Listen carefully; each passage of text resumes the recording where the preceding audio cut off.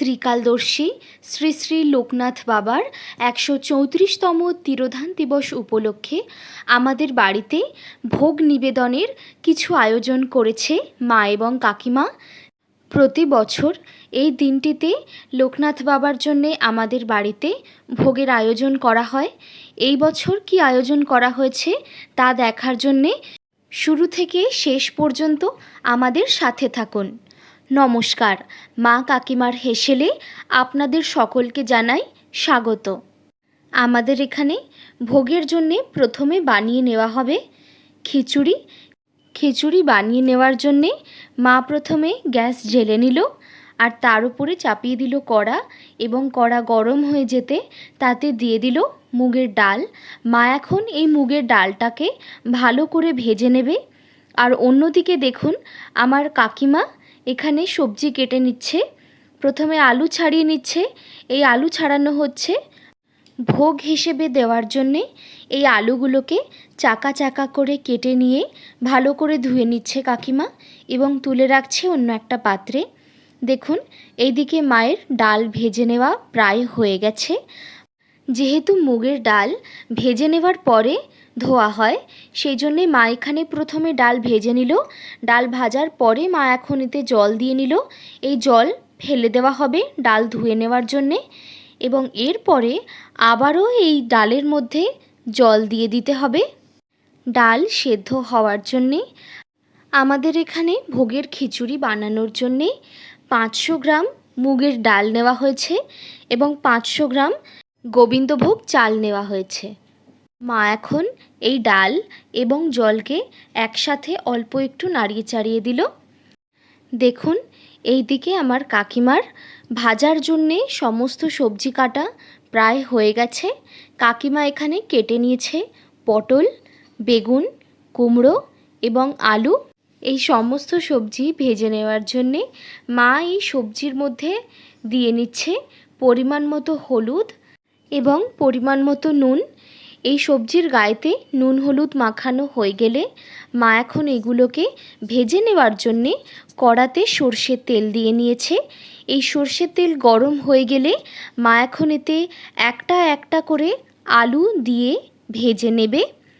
আমাদের এখানে আলু ভেজে নেওয়া প্রায় হয়ে গেছে। মা এখন এই আলুগুলোর তেল ঝাড়িয়ে আলুগুলোকে তুলে নিচ্ছে। দেখুন, আমাদের এখানে একে একে সমস্ত সবজি ভাজা হয়ে গেছে।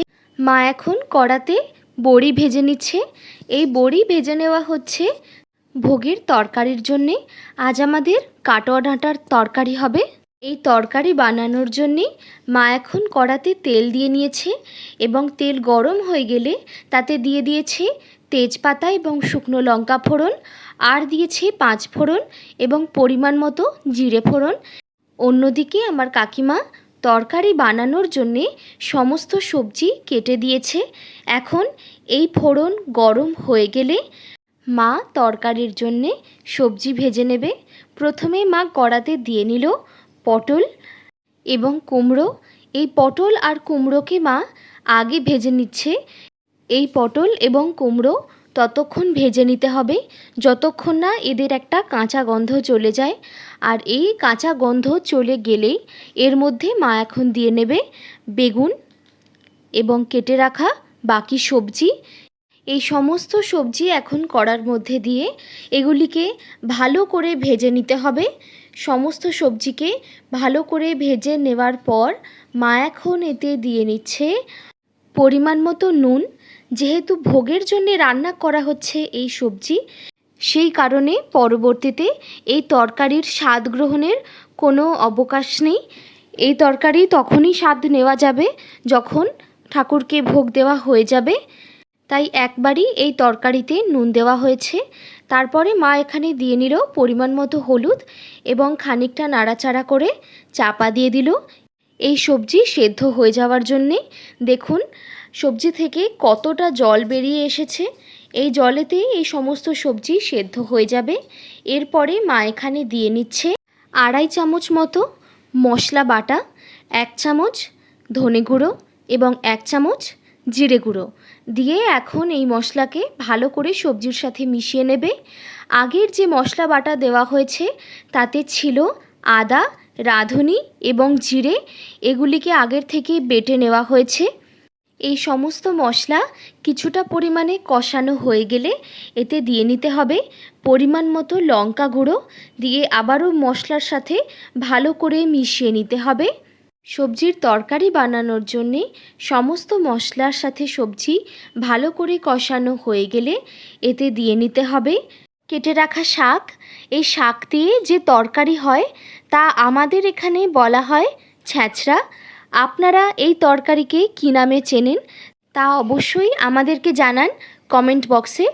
দেখুন, মা এখানে সমস্ত শাকের সাথে সবজিকে এখন নাড়াচাড়া করে নিচ্ছে।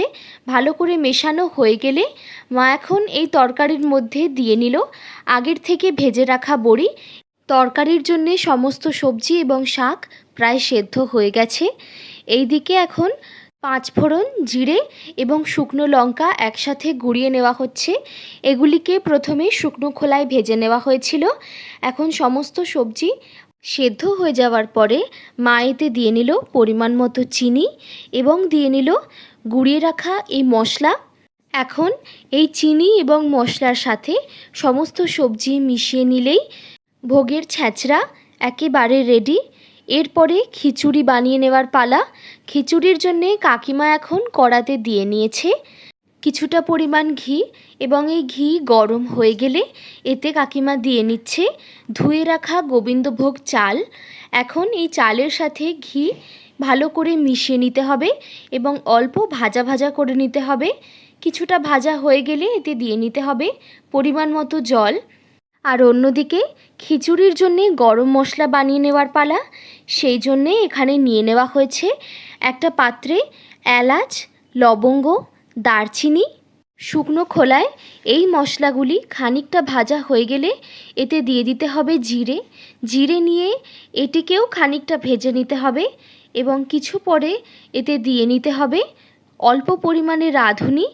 রাঁধুনি দিয়ে সমস্ত মশলাকে শুকনো খোলাতে অল্প নাড়াচাড়া করে নিয়ে নামিয়ে নিতে হবে। এখন খিচুড়িতে মশলা দেওয়ার জন্যে আর একটা পাত্রে নিয়ে নেওয়া হয়েছে সর্ষের তেল।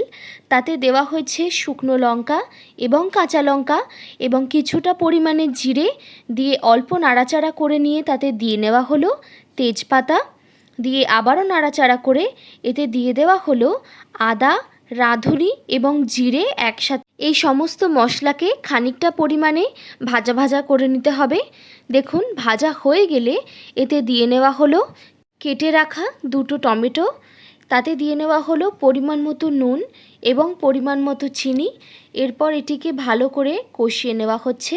দেখুন, আমাদের এখানে মশলা কষানো প্রায় হয়ে গেছে। এতে দিয়ে নেওয়া হলো পরিমাণ মতো জল। অন্যদিকে খিচুড়ির জন্যে গোবিন্দভোগ চাল সেদ্ধ হয়ে গেছে। এই সেদ্ধ চালের মধ্যে দিয়ে নেওয়া হলো আগের থেকে সেদ্ধ করে রাখা মুগের ডাল। এই মুগের ডাল দিয়ে ভালো করে মিশিয়ে নিতে হবে চাল এবং ডালকে। চাল এবং ডাল ভালো করে মেশানো হয়ে গেলে এতে দিয়ে নিতে হবে আগের থেকে কষিয়ে রাখা মশলা।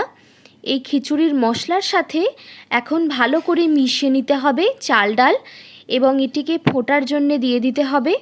অন্যদিকে আর একটা পাত্রে পরিমাণ মতো ঘি দিয়ে তাতে কাজু বাদাম এবং কিশমিশকে ভেজে নেওয়া হচ্ছে। এই কাজু এবং কিশমিশ অল্প করে ভাজা ভাজা করে নেওয়ার পর দেখবেন কাজুর যখন রং বদলে গেছে তারপর একে দিয়ে দিতে হবে খিচুড়ির ওপর। ভোগের খিচুড়িতে এই ঘি সমেত কাজু কিশমিশ দিলে খুবই ভালো স্বাদ আসে এবং এতে খিচুড়ির ফ্লেভার খুব সুন্দর হয়।